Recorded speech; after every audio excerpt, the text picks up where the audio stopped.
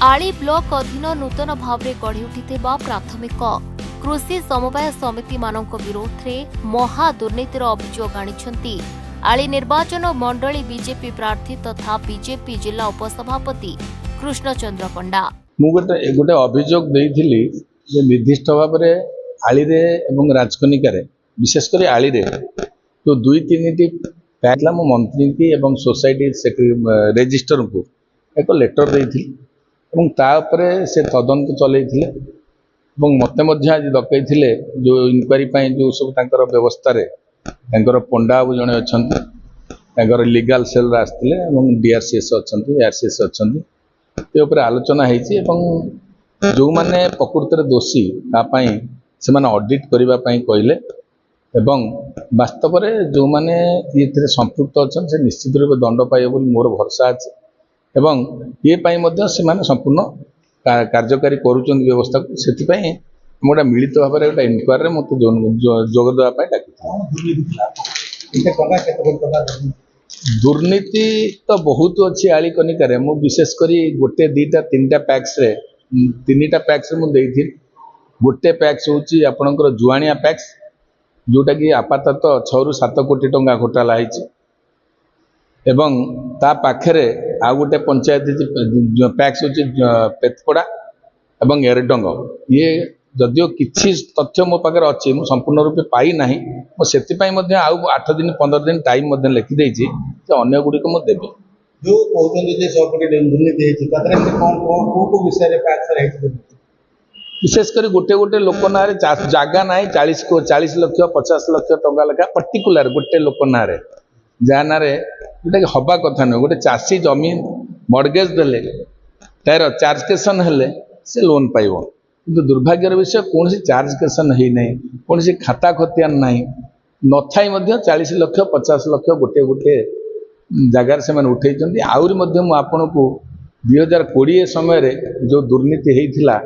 जो लोन छाड़ करने जो आसला इंश्योरेंस पैसा ताकू मध्य मु तदारख करुच्ची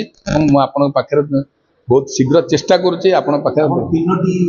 बहुत आगे बहुत हजार हजार कोटी आउ दुईटी हूँ गोटे गोटे पैक्स ना रे गोटे गोटे जगार जुआनिया मन करतु गोटे पैक्स अंडर रे किसी निर्दिष्ट लोकों पाखे चलुची आपणकर सोसाइटी व्यवस्था सीटा पेतपड़ा को जाऊ ना पेतपड़ा गोटे गोटे सोसाइटी सेटिकी सोसाइटी ऑफिस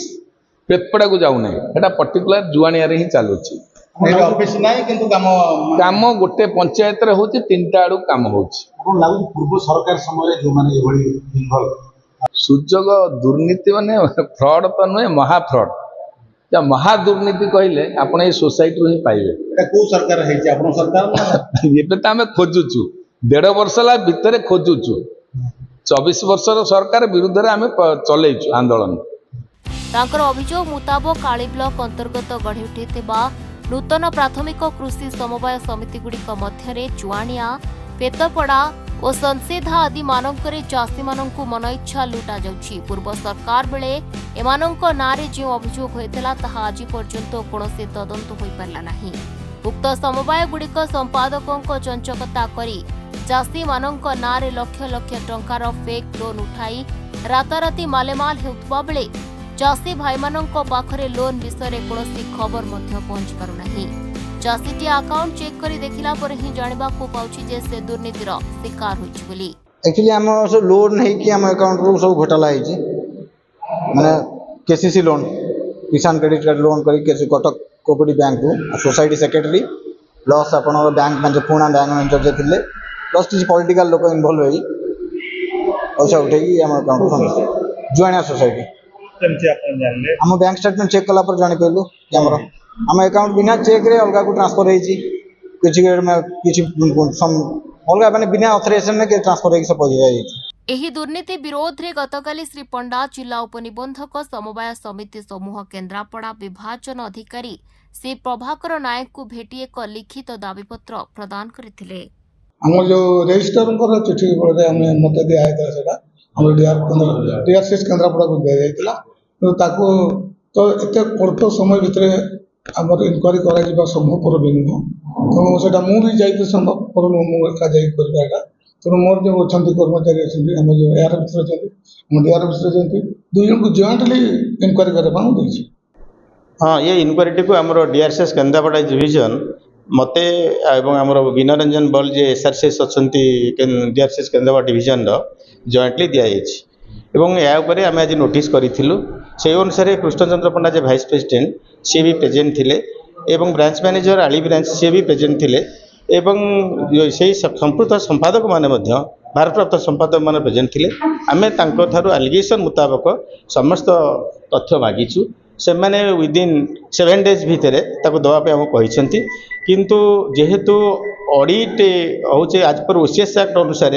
प्रोविजन अनुसार फाइनेंशियल इरेगुलारिटीज उपरे स्पष्टता आनी पारिबे आमे वर्तमान administrative point of view irregularity को डिटेक्ट करिया पई इनफॉरमेशन बेक करिछु तांको ठारू संपूर्ण ब्रांच मैनेजर संपूर्ण भारप्राप्त संपादक मान ठारू एवं इंक्वारी प्रोसेस चली सरिला परे या उपरे जहाँ किसी कार्यानुष्ठान एवं ओसीएस एक्ट रूल्स एवं तांकर ब्रांच रो फाइनेंसिंग प्रोसीजर अनुसार जो इरेगुलारिटी डिटेक्शन होबो ता उपरे कार्यानुष्ठान उपरिस्थ अधिकारी मानक दृष्टि को आनिबो इनक्वारी करिछि जहाँ आम खबर पाऊँ आमर ऑफिस रीति हस्तगत अच्छी गोटे हाई लेवल इनक्वारी होती